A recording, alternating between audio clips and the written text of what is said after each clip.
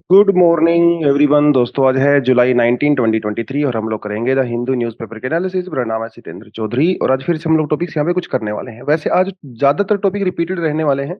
जैसे GM mustard वाला topic हम लोग पहले कर चुके हैं।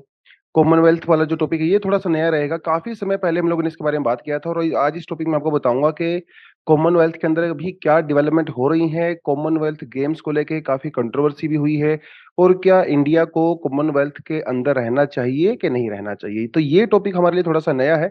बाकी केव पेंटिंग वाला टॉपिक भी हम लोगों ने 3-4 हफ्ते पहले किया था। और इंडिया यूएई डील जो अभी हुई है जिसमें हमने कहा है कि भैया रूपी और दिरहम हमको एक्सचेंज करने वाले हैं। ये टॉपिक हम लोगों ने कल किया था, तो थोड़ा सा आज इसको हम लोग देखेंगे। कल हम लोगों ने आर्टिकल से किया था, आज इसको हम लोग टेक्स्ट सेक्शन से थोड़ा सा करने वाले हैं। तो चलिए बढ़ते हैं सीधा, आज के बढ़ते हैं पहले टॉपिक पे।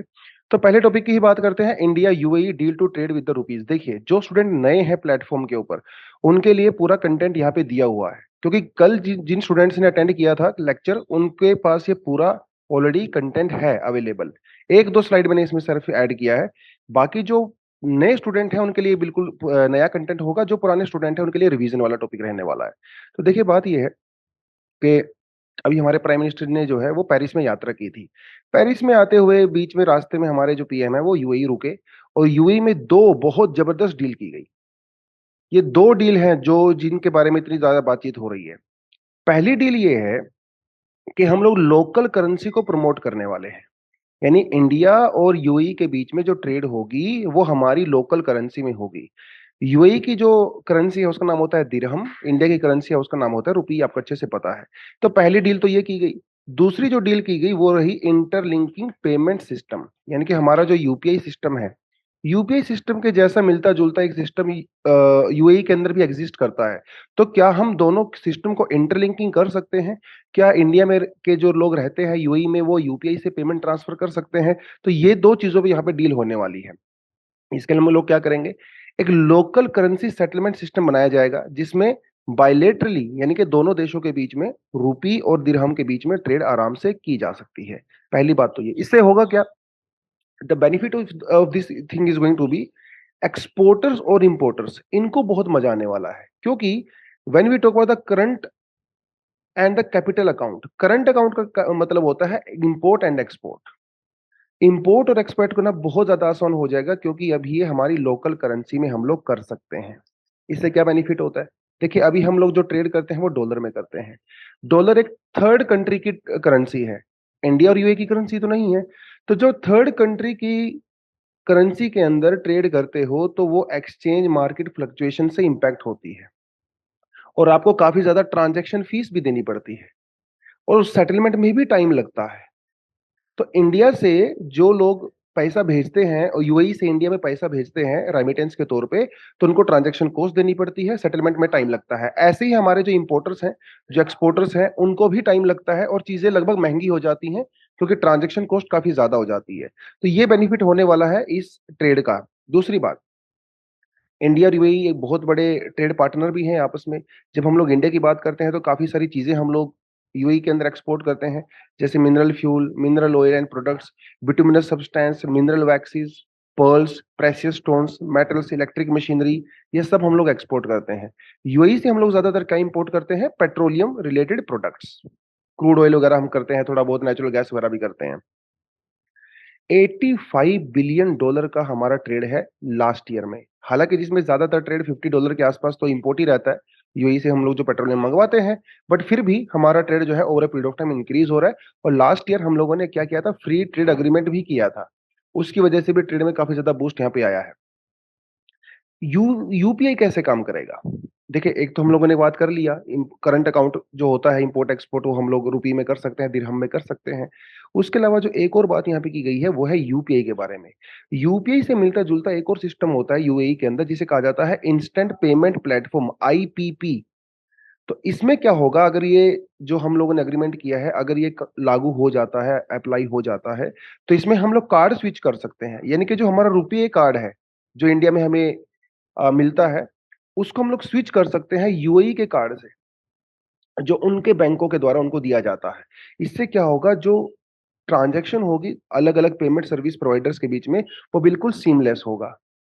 तो यूपीआई आईपीपी लिंकेज अगर हम लोग करेंगे तो ट्रांजैक्शन फास्ट होगी, कन्वीनिएंट होगी, सेफ होगी, कॉस्ट इफेक्टिव होगी और cost cross border fund transfer करने में आसानी होगी। तो जो रेमिटेंस भेजा जाता है, भैया यूएई के अंदर 3.5 मिलियन रेजिडेंट रहते हैं, यूएई में इंडिया के, और ये कितना पैसा भेजते हैं, वो सारा पैसा अगर यूआई यूपीआई आईपीपी लिंक से आएंगे तो कितना आसान रहेगा हमारे लिए, बहुत ज्यादा हेल्प होने वाली है।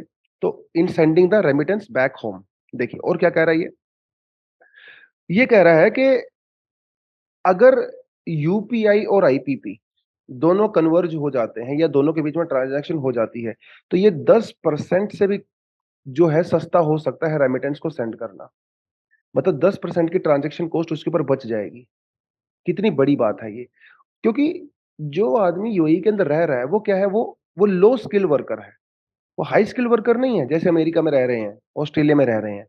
यूएई में रहने वाला आदमी वेज अर्नर है, और अगर वो ट्रांजैक्शन कॉस्ट पे 10% उसकी सेव सेव हो जाता है तो उसके लिए बहुत बड़ी बात है ना?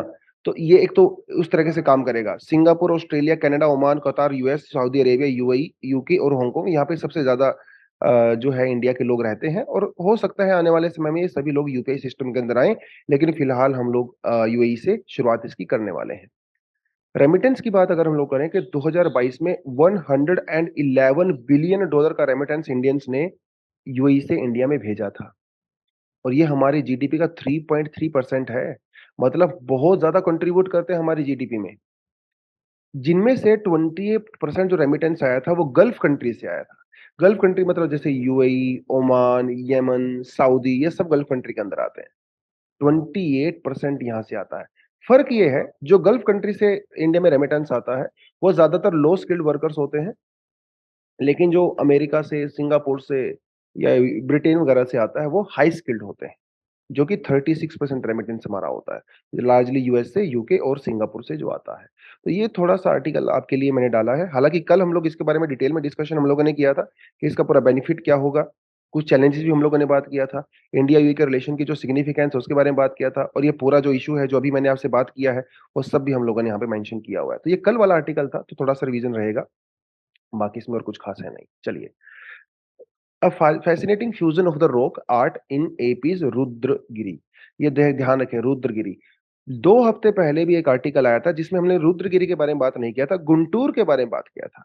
लेकिन गुंटूर और रुद्रगिरी दोनों ही आंध्र प्रदेश में है, और दोनों ही जगह एक रॉक के पेंटिंग्स पाई गई हैं। दोनों उस समय पे भी हम लोगों ने आर्टिकल बहुत अच्छे से डिस्कशन किया था। आज इसके अंदर सिर्फ एक्स्ट्रा थोड़ा सा एडिशन आपको यहाँ पे नजर आएगा। देखिए, अब fascinating fusion of the rock art in AP Rudragiri क्या कहता है। ये जो रॉक पेंटिंग हमें मिली है ना, वो मेसोलिथिक पीरियड की मिली है। कौन सी पीरियड की मिली है? Mesolithic period. मेसोलिथिक पीरियड आप ये कह सकते हो 10,000 बीसी से लेके 4,000 या 5,000 बीसी तक जाता है, और वहां पे पाई गई है rock cave paintings. Mesolithic age around 5,000 BC. इसके अंदर ज्यादातर जो आपको केव आर्ट मिलेगी वो मिलेगी ककातिया डायनेस्टी से। याद रखना है अपने प्रीलिम्स के लिए, ककातिया डायनेस्टी आंध्र प्रदेश से बिलोंग करती है, और ये रॉक केव पेंटिंग्स के लिए जानी जाती थी ककातिया डायनेस्टी। सिर्फ इतना ही नहीं, उसके बाद जो केव पेंटिंग बनाई गई ककातिया डायनेस्टी के बाद, वो रामायण बेस्ड बनाई गई। तो वहां पे रामायण से जुड़े हुए भी बहुत सारी स्टोरीज आपको यहाँ पे देखने को मिलती हैं। देखिए, जैसे इन्होंने कहा है कि जो वहां पे मिडिल केव है उसके अंदर हनुमान जी का स्केच मिला है। आप ये देख सकते हो क्लियरली फोटो के अंदर भी हनुमान जी का स्केच मिला है, और वो क्या कर रहे हैं, एक शंख, शंख का भी स्केच मिला है। एक ऑल्टर मिला है जिसमें जिसमें जो है यज्ञ वगैरह किए जाते थे, वो भी वहां पे मिला है। उसके अलावा बाली और सुग्रीव उसकी लड़ाई का भी वहां पे जो है डिपिक्शन मिला है। Hanuman ji is depicting carrying the Sanjeevani hill in his hand, symbolising his mission to save Lakshman life. जब श्रीलंका के अंदर लक्ष्मण जी के ऊपर अटैक हुआ था तो उनको बचाने के लिए जो संजीवनी बूटी लेने आए थे हनुमान जी, वो डिपिक्शन भी जो है इन केव्स के अंदर किया गया है। ककातिया जो आर्टिस्ट थे, उन्होंने रॉक शेल्टर को बड़ा ध्यान से चुना, और आज भी सेफ है ये, मतलब आज भी बिल्कुल सही कंडीशन में ये पेंटिंग्स पाई जाती हैं। तो ये थोड़ा सा प्रीलिम्स के लिए आपको आइडिया होना चाहिए कि भैया वहां पे रामायण का डिपिक्शन मिला है, ककातिया डायनेस्टी से बिलोंग करती है। सिर्फ ककातिया डायनेस्टी से ही नहीं, बल्कि बहुत 5,000 बीसी से लेके रिसेंट 1000 एडी तक जो आपको वहां पे पेंटिंग देखने को मिलती है। ये तो हो गया आपका रुद्रगिरी का। गुंटूर का हम लोग पहले बात कर चुके हैं। गुंटूर के अंदर ज़्यादातर जो केव पेंटिंग्स पाई जाती हैं, वो आम आदमी से रिलेटेड हैं। उसमें रामायण वगैरह का कुछ ज़्यादा था नहीं। नेचुरल व्हाइट काउलिन कलर वगैरह का यूज़ किया गया था उसके अंदर पेंटिंग्स वगैरह का। और यूजुअली जैसे जो हंटिंग होती है ना? उनके रिगार्डिंग ज़्यादा टिलेट करना, किसान खेतों को जोत रहा है, उसके रिगार्डिंग आपको वहाँ पे ज़्यादा पेंटिंग्स देखने को मिली थी, राइट? ये पुराना टॉपिक है, इसमें ज़्यादा डिटेल में नहीं जाऊँगा। मेसोलिथिक पेंटिंग के बारे में बात करें तो 10,000 से लेके 8,000 7,000 बीसी तक डेट जाती है। और इन पेंटिंग्स में ज़्यादातर आपको रेड कलर का ज़्यादातर यूज़ देखने को मिलेगा। It has a larger variety of the themes but the paintings are smaller in size. छोटी पेंटिंग्स होती हैं। पेंटिंग्स की ज़्यादातर थीम क्या होती है मेसोलिथिक पीरियड में? हंटिंग। एनिमल्स को काफ़ी अच्छे से डिपिक्ट किया जाता है। किस तरह से हम लोग हंटिंग करते हैं। सिर्फ हंटिंग नहीं, हालाँकि एग्रीकल्चर के रिगार्डिंग भी कई सारी चीज़ें मेंशन की गई हैं उनके अंदर। बिसोन, टाइगर, एंटीलोप, लेपर्ड वगैरह इनकी जो हंटिंग है उसको ज़्यादातर दिखाया जाता है। इंडिया में जो सबसे फेमस जो केव पेंटिंग मानी जाती है वो है भीमबेटका केव पेंटिंग, ठीक है? भीमबेटका केव पेंटिंग में अलग-अलग टाइम पीरियड की पेंटिंग्स आपको देखने को मिलती हैं। Upper palaeolithic, mesolithic, chalcolithic, early historic and the medieval period. तो एग्जाम में अगर इस तरह से क्वेश्चन आ जाए, बिबेन का पे पेंटिंग में कौन से टाइम की पेंटिंग मिलती है, तो मेसोलिथिक भी इसके अंदर आता है, ध्यान रखना है आपने। यूनेस्को वर्ल्ड हेरिटेज साइट इसको डिक्लेयर किया गया था 2003 के अंदर। उसके अलावा इंडिया में और भी कई सारी साइट है जहाँ पे मेसोलिथिक साइट की पेंटिंग पाई जाती हैं। जैसे राजस्थान का बागोर में है, गुजरात के जो है में वहाँ पे पाया जाता है, साबरमती की रिवर के आसपास अखोज, वलसारा, हिरपुरा जगह पे। उत्तर प्रदेश में पाया जाता है सराय नई राय। मध्य प्रदेश में जो भीमबेटका हम लोगों ने बात कर लिया। बस भीमबेटका के अलावा there are other places also, जैसे आदमगढ़ जो है, चोथराबंजन, नाहला, यहाँ पे भी you will find some cave painting. Jharkhand के अंदर भी है, ओडिशा में भी है, साउथ इंडिया में। तो ये प्रीलिम्स के लिए पूरा कंटेंट है, आप इसको प्रीलिम्स की परस्पेक्टिव से पढ़ें। चलिए जी, आगे बढ़ते हैं।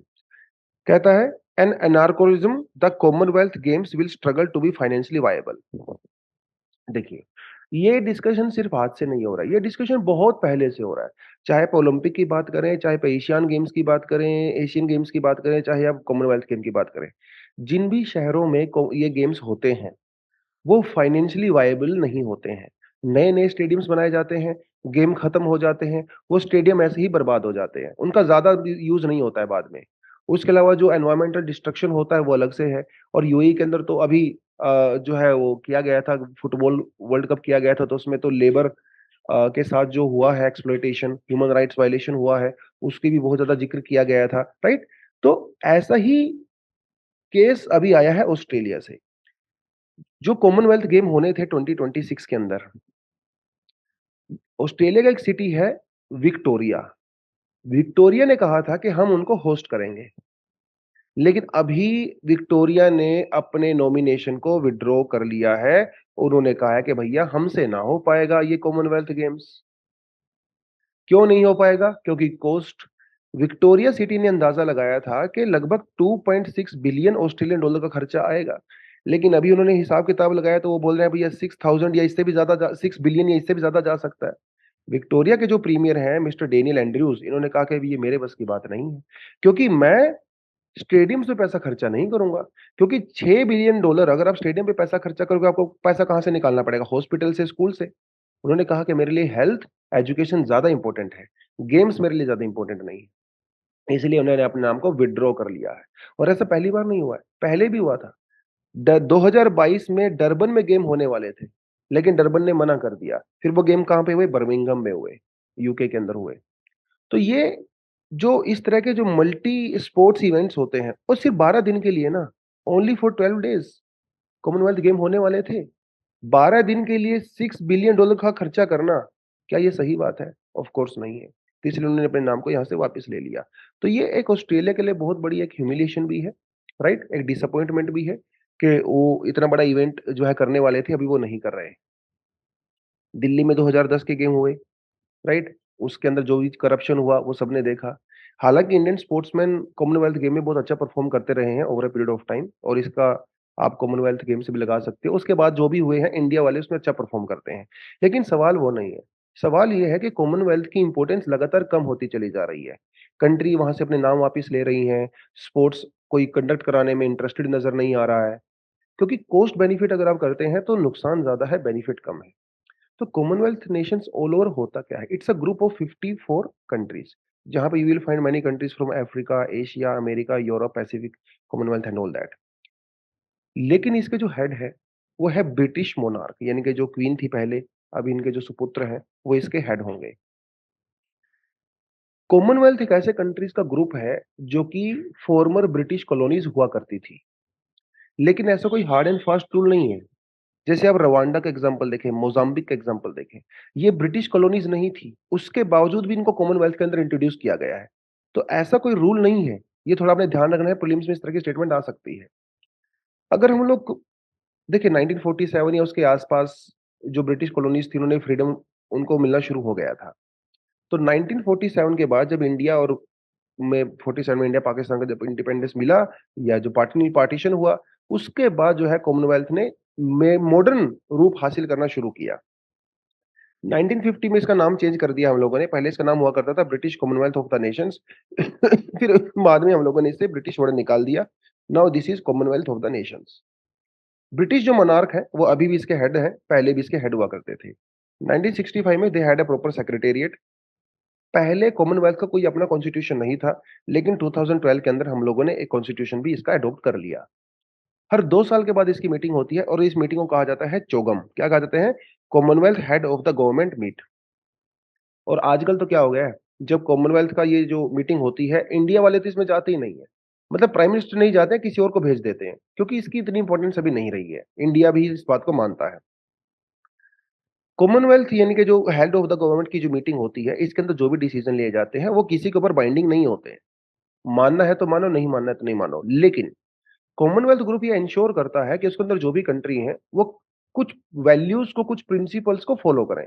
जैसे ह्यूमन राइट्स, डेमोक्रेसी, है ना, respect for the elected government, rule of law, वो उसको फॉलो करें। कोई उसको अगर फॉलो नहीं करता है तो वो कई बार सस्पेंड भी कर देते हैं। जैसे 1995 के अंदर नाइजीरिया को सस्पेंड कर दिया गया था, क्योंकि वहां पे मिलिट्री कूप हुआ था। 2000 के अंदर जो है फिजी को सस्पेंड कर दिया गया, क्योंकि वहां पे भी कूप हुआ। 2002 के अंदर जिम्बाब्वे को भी सस्पेंड कर दिया गया। और फिर 2013 में गाम्बिया ने खुद बोल दिया कि भैया मैं तो चला, और मतलब उसने ज्वाइन नहीं किया, उसको सस्पेंड कर दिया गया था। तो कई सारी कंट्री को यहाँ पे सस्पेंड भी किया गया है। अब बहुत बार लोग सवाल ये उठाते हैं कि इंडिया को कॉमनवेल्थ में नहीं रहना चाहिए। क्यों नहीं रहना चाहिए या क्यों रहना चाहिए? उसके लिए आपको थोड़े से आर्गुमेंट पता होने चाहिए। देखिए, इंडिया को कॉमनवेल्थ में क्यों नहीं रहना चाहिए? सबसे बड़ी बात भैया, एक तो हिस्टोरिकल लेगेसी है। ये एक आज भी एक सिंबल के तौर पे माना जाता है कि ये कंट्री ब्रिटेन के कंट्रोल में हुआ करती थी, कॉलोनीज हुआ करती थी। अब तो हम कॉलोनीज नहीं है, सोवरेन कंट्री है, तो भैया अभी आप उसको क्यों ढो रहे हो? छोड़ दीजिए उसको। सोवरेनिटी और इंडिपेंडेंस है ना तो हमारी, कहीं ना कहीं देखिए वैसे तो सिंबॉलिकल तौर पे है, लेकिन कहीं ना कहीं हमारी सोवरेनिटी और इंडिपेंडेंस को लिमिट तो करता ही है ना। जब आप इस तरह के, भाई ये हमारे मास्टर्स, मतलब मैं तो मास्टर्स भी नहीं कहूंगा, ब्रिटिशर जो इंपीरियलिस्ट थे, उनके अंडर में इंडिया था। आज भी हम आप एक ऐसे ग्रुप का पार्ट हो जो कि एक आपको याद दिलवाता है, आप एक सिंबॉलिकल तौर पे हो बेशक, कि आप उनके अंडर में हुआ करते थे। तो इसका कोई साइकोलॉजिकल, कोई कॉन्फिडेंशियल, कोई इसका ऐसा आर्गुमेंट यहाँ पे नहीं बनता है। अगर आप कॉस्ट बेनिफिट एनालिसिस भी करें, कॉमनवेल्थ कंट्रीज को कॉमनवेल्थ के अंदर फाइनेंशियली कंट्रीब्यूट करना पड़ता है। इंडिया को मिलियंस ऑफ डॉलर्स कंट्रीब्यूट करने पड़ते हैं। तो अगर हम लोग कॉमनवेल्थ से बाहर निकल जाएंगे तो हमारा भैया वो पैसा बचेगा, हम उसको वहाँ पे एजुकेशन, हेल्थ वगैरह के अंदर डाल सकते हैं। और इंडिया को कॉमनवेल्थ वगैरह छोड़ के अभी दूसरे जैसे एशियान है, इंडियन ओशन रिम एसोसिएशन है, सार्क है, इनके ऊपर फोकस करना चाहिए। कॉमनवेल्थ से वैसे आपको कुछ मिल भी नहीं रहा है, खर्चा ही हो रहा है फालतू का आपका, राइट? लेकिन कुछ आर्गुमेंट है जिसके फेवर में भी है। तो थोड़े तो आपको डिप्लोमेटिक बेनिफिट मिलता है। देखिए, आज ब्रिटेन उतना सुपर पावर नहीं है जितना पहले हुआ करता था, बट फिर भी अगर आप इंटरनेशनल अफेयर्स के देखें, आज भी ब्रिटेन का एक डिसेंट सा प्लेटफॉर्म पे उसकी स्टैंडिंग है, नो डाउट। तो एक डिप्लोमेटिक बेनिफिट मिलता है आपको जब आप इस तरह के डेमोक्रेटिक और डिप्लोमेटिक एंगेजमेंट करते हो, बिकॉज आप कॉमनवेल्थ का पार्ट। जितनी भी कंट्री इसके अंदर है, 54 कंट्रीज, सभी की कुछ शेयर्ड वैल्यूज है और इंटरेस्ट है। और इंडिया से जिस तरह से जो हम लोग विश्व गुरु बनने की बात करते हैं, अपनी इकोनॉमी को आगे लेके जाने की बात करते हैं, ठीक है, तो उस केस में इस तरह की चीजें बड़ी काम आती हैं, क्योंकि आपकी वैल्यूज और इंटरेस्ट आपके शेयर हैं। तो एक भाईचारे वाली फीलिंग आती है। आप चाहे यूनाइटेड नेशंस के अंदर चले जाएं, वहां पे भी कॉमनवेल्थ को अलग से रिप्रेजेंटेशन मिलता है। इकोनॉमिक टाइज इंडिया जो है ट्रेड वगैरह इंप्रूव करना चाहता है दूसरी कंट्रीज के साथ, तो वो भी हमारे लिए ज़रूरी है। और एक सॉफ्ट पावर और कल्चर जो है वो एनहांस करता है इंडिया का in the standing of the world platforms. तो these things are important for the this argument in the favour and the against of the Commonwealth. चलिए, एक छोटा-सा टॉपिक पढ़ते हैं, महाराष्ट्र से आता है और ये टॉपिक आता है about the boys preference. Article ये बात करता है कि भई किस तरह से पैट्रियार्कल सोसाइटी में there is a discrimination going on between boys and girls. देखिए, पैट्रियार्कल सोसाइटी का मतलब ही यही है कि यहाँ पे मेल डोमिनेट करते हैं और फीमेल्स के राइट्स को कहीं न कहीं डिमीन किया जाता है। महाराष्ट्र के अंदर खासकर सतारा डिस्ट्रिक्ट की ये केस स्टडी है, सतारा में, ठीक है? और वहाँ पे एक बड़ा ही अजीब-सा एक ट्रेंड है, बहुत जगह पे देखा गया है। वहाँ पे बॉयज़ को प्रेफ़रेंस दी जाती है, गर्ल्स को तो ऑफ कोर्स प्रेफ़रेंस कहीं नहीं मिलती सोसाइटी में ऐसा अनफॉर्च्यूनेटली, है ना? मोस्टली जगह पे तो नहीं मिलती है। लेकिन जो इम्पोर्टेंट चीज़ यहाँ पे पता क्या है? वो है ये वाला वर्ड, नाकोशिश। नाकोशिश का मतलब होता है अनवांटेड। सतारा डिस्ट्रिक्ट में बहुत सारी गर्ल्स का नाम है नकोशी, नकोशी, नकूसा, नकूशा। इसका नाम ही होता है अनवांटेड। यानी किसी फैमिली में लड़की पैदा हो जाती है अगर, उसका नाम रख दिया जाता है अनवांटेड। और ये इट्स लाइक अ टैबू जो सारी उम्र जो है उन गर्ल्स के साथ चलता है, क्योंकि उनके नाम में ही है अनवांटेड। हालाँकि जब उनको ये नाम दिया जाता है तो रियलाइज़ नहीं किया जाता कैसा इम्पैक्ट होगा, लेकिन बाद में उनको रियलाइज़ होता है। और 17 में अगर आप सेक्स रेशियो को देखो 2001 के सेंसस में इट वाज़ ओनली 878। हालाँकि बाद में थोड़ा-सा इम्प्रूव हुआ, it went to 895 in 2011, but अभी भी वहाँ पे सेक्स रेशियो बहुत कम है। तो 2011 में एक रीनेमिंग सेरेमनी की गई थी सतारा में। तो एडमिनिस्ट्रेशन, पॉलिटिशियंस, एनजीओज़ वगैरह ने मिलकर रीनेमिंग सेरेमनी की थी, जिसमें ये कहा गया था कि जिन लड़कियों का नाम नकोशी है, उनके नाम को चेंज कर दिया गया था। क्योंकि अनवांटेड किसी का नाम कैसे हो सकता है? तो हर एक ये उनके साथ जुड़ गया है, अनवांटेड। लाइफ में आप कभी भी जाओगे तो आपको कोई नकोशी बोलेगा, इसका मतलब ये अनवांटेड है। तो वो जुड़ गया है और इससे कहीं न कहीं एक सेल्फ रिस्पेक्ट को धक्का पहुँचता ही है। और ऐसी गर्ल्स के ऊपर उनके पेरेंट्स, फैमिली, सोसाइटी एक अलग तरीके से देखते हैं। उनके ऊपर इन्वेस्ट नहीं किया जाता है, एजुकेशन नहीं होता, स्कूल से ड्रॉप आउट हो जाता है।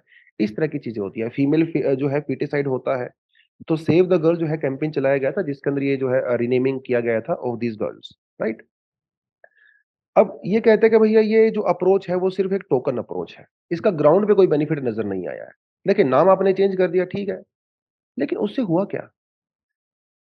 नाम चेंज करने के बाद किसी भी तरह का ब्यूरोक्रेटिक उनको हेल्प नहीं मिला।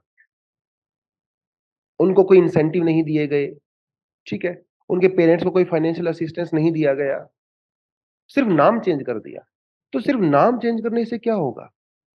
सिर्फ एक चीज़ का फ़र्क पड़ेगा कि भई आपका नाम अभी डिमीनिंग नहीं है, लेकिन क्या उससे उनका स्कूल के अंदर एनरोलमेंट बढ़ा? बिल्कुल भी नहीं। क्या उसके बाद डिस्क्रिमिनेशन कम हो गया? बिल्कुल भी नहीं, राइट? बॉयज़ को जो है ज़्यादा सपोर्ट मिलता है, इसमें कोई डाउट नहीं। एक केस यहाँ पे आता है एक लड़की का जिसका नाम है उजाला। पहले इसका नाम नकोशी हुआ करता था, इसका नाम चेंज करके उजाला कर दिया गया। उजाला की मदर ने जो है ट्यूबेक्टोमी करा लिया जब उसके घर में बेटा पैदा हुआ। लेकिन अनफॉर्च्यूनेटली दैट बॉय डाइड। और जब वो लड़का की डेथ हो गई, तो उसकी मदर ने अपने ऑपरेशन को रिवर्स करवाने की कोशिश की, क्योंकि they desperately wanted a boy. Yes, क्योंकि माना जाता है कि हमारे देश में बॉयज़ की प्रेफ़रेंस क्यों है? एक तो फैमिली लीनिएज कि भैया फैमिली का नाम आगे बढ़ेगा, परिवार का नाम आगे बढ़ेगा, लड़की तो ससुराल में चली जाएगी, तो नाम बढ़ाने के लिए जो है बॉयज़ को प्रेफ़रेंस दी जाती है। दूसरी बात, son will take care of their elderly parents in old age. वो तो ससुराल चली जाएगी, पीछे से लड़का रहेगा। और ऐसा कई सारे सर्वे में जब पेरेंट्स से जो है क्वेश्चंस पूछे जाते हैं, ओल्ड एज में स्पेशली, तो दे प्रेफर बॉय, ताकि उनको फाइनेंशियली और सपोर्ट मिले, उनको इमोशनली सपोर्ट मिले बुढ़ापे में और फैमिली लीनिएज को आगे बढ़ा सके।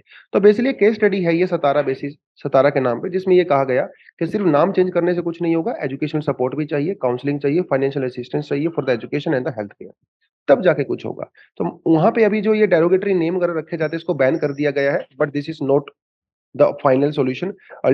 Ultimately you need to spread awareness There should be consistent monitoring also, right? All these things should be there. Only then this problem can be solved. तो ये दवाई इसके अंदर बताया गया है। चलिए जी,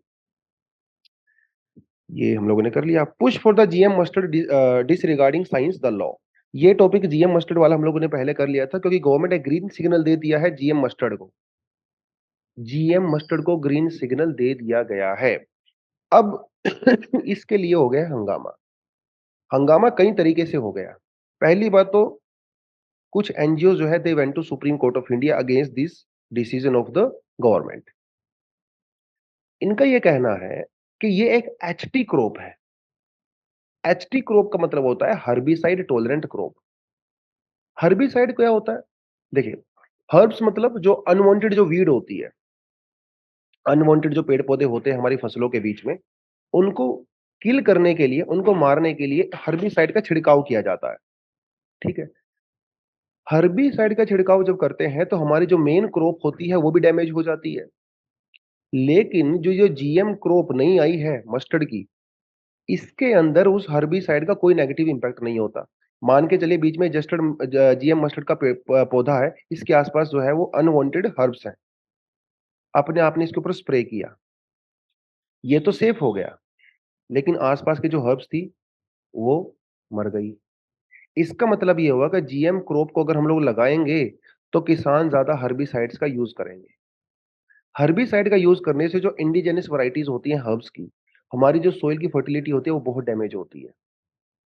तो एक तो ये बहुत बड़ा कंसर्न है कि इसकी वजह से हर्बिसाइड जो है जो है उसका ज्यादा यूज हो जाएगा, किसान ज्यादा यूज करने लगेंगे। और भी बहुत सारी चीजें हैं। और इसमें एक बड़ी चीज ये है कि जो सरकार ने कमेटी बनाई थी बीटी कॉटन के लिए, एक पार्लियामेंट्री स्टैंडिंग कमेटी बनी थी, उसने भी यही कहा है कि भाई इस तरह की चीजों को आप अलाउ करने से पहले उसको चारों तरफ से सोचें। प्रॉपर तरीके से रेगुलेटरी मैकेनिज्म इंडिया के अंदर होना चाहिए, क्योंकि जो नॉर्मल क्रॉप होती हैं जीएम क्रॉप्स उनसे बिल्कुल डिफरेंट होती हैं। इसका मतलब होता है जेनेटिकली मॉडिफाइड, यानी कि इनके डीएनए वगैरह को चेंज किया जाता है जीएम क्रॉप बनाने के लिए। इनके सेल्स के अंदर जो जीन्स होते हैं, क्रोमोसोम्स होते हैं, उनके अंदर चेंज किया जाता है। नॉर्मल क्रॉप्स के अंदर एक्सटर्नल जीन्स को इंसर्ट किया जाता है ताकि उनकी प्रॉपर्टी चेंज हो जाए। तो ये जो नया जीएम मस्टर्ड हम लोगों ने बनाया है, इसके अंदर भी हम लोगों ने क्या किया है, एक हर्बिसाइड होता है जिसका नाम होता है ग्लूफोसिनेट। ये ग्लूफोसिनेट को सहन कर सकता है। ग्लूफोसिनेट एक स्प्रे होता है, अगर हम लोग छिड़काव करेंगे तो ये जीएम मस्टर्ड बिल्कुल सेफ है, लेकिन आसपास की हर्ब्स खत्म हो जाती हैं। तो ये कहना है अगर जीएम क्रॉप्स को हम लोग इंट्रोड्यूस करते हैं तो किसान ज्यादा जो है ग्लूफोसिनेट को यूज करने लगेंगे। बहुत इंपॉर्टेंट वर्ड है ये, प्रीलिम्स के लिए पूछेगा आपसे। Glufosinate was recently in news, what is it, पूछेगा आपसे। इट्स अ हर्बिसाइड, जहरीला होता है, खतरनाक होता है। अगर हमारे फूड में चला जाए, पेट में चला जाए, तो भैया समझ लो खत्म है कहानी। तो और ये जो जीएम क्रॉप्स वगैरह इंट्रोड्यूस किए जाएंगे, अगर किया जाता है जीएम मस्टर्ड को बड़े पैमाने पे, तो इससे आसान हो जाएगा कि हमारे फार्मर्स इससे सीड्स वगैरह और बना सकते हैं। लेकिन बेनिफिट तो है इसका, इसमें कोई डाउट नहीं है। सरकार ये कहती है कि भैया ये जो नया जीएम मस्टर्ड हम लोगों ने बनाया है, धारा मस्टर्ड हाइब्रिड 2, इससे यील्ड बढ़ेगा, प्रोडक्शन बढ़ेगा, आउटपुट बढ़ेगा, जिससे हमारे किसानों की इनकम बढ़ेगी। लेकिन सिर्फ इतना ही तो काफी नहीं है हमारे लिए, है ना? हमें तो इससे ज़्यादा सोचना पड़ेगा, लॉन्ग टर्म का सोचना पड़ेगा। तो बहुत सारे रिस्क हैं जीएम क्रॉप्स के साथ। कंटैमिनेशन हो सकता है, जहरीलापन हो सकता है, जो जीन पूल है वो चेंज हो जाएगा। हमारी जो इंडिजिनस वैराइटीज़ है वो धीरे-धीरे खत्म होने लगेंगी। हमारे फूड के अंदर और ज़्यादा हर्बिसाइड आने लगेंगे, क्योंकि जीएम क्रॉप्स तो हर्बिसाइड को सहन कर सकते हैं, तो किसान ज़्यादा हर्बिसाइड लगाने लगेंगे। ना सुपर बग्स आ सकते हैं। सुपर बग्स ऐसे बग्स होते हैं जिनके ऊपर किसी दवाई का असर ही नहीं होता है। तो बहुत सारा क्रिटिसिज्म है इसका। देखिए हम लोगों ने जीएम कॉटन के, जिसे बीटी कॉटन कहा जाता है, वो इंट्रोड्यूस किया था कुछ साल पहले। जब स्टडीज की गई है लॉन्ग टर्म में, तो ये पाया गया है कि बीटी कॉटन का कोई बहुत बड़ा पॉजिटिव इफेक्ट नहीं है लॉन्ग टर्म में। शॉर्ट टर्म में हो सकता है, लॉन्ग टर्म में नहीं है।